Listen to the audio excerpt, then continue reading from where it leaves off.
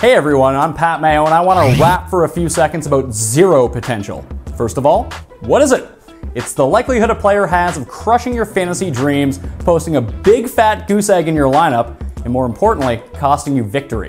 Anyone who's ever owned Joey Galloway knows exactly what I'm talking about.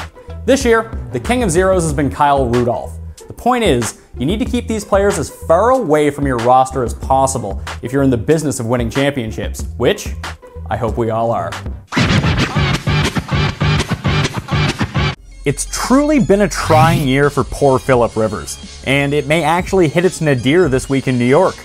The Chargers pivot hasn't cracked 300 yards in 5 straight games, and now must contend with a formidable Jets pass defense. New York hasn't allowed a quarterback to score more than 19 fantasy points in any non-Patriots game this season.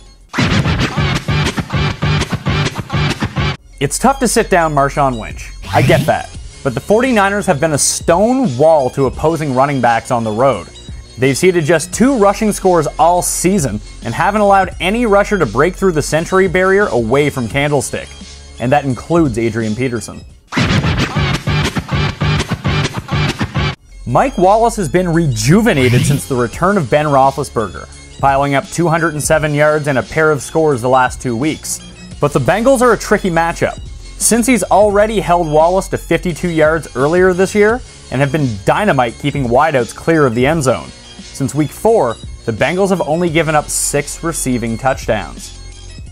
And that's who you need to bench if you demand fantasy glory. If you still have questions, I have the solution. Tune into my live video chats Tuesdays and Thursdays, 4 Eastern, on sportsgrid.com, and I'll be answering anything you can ask, plus it's free, so there's that. Go check it out. Until then, I'm Pat Mayo. Good luck in Week 16.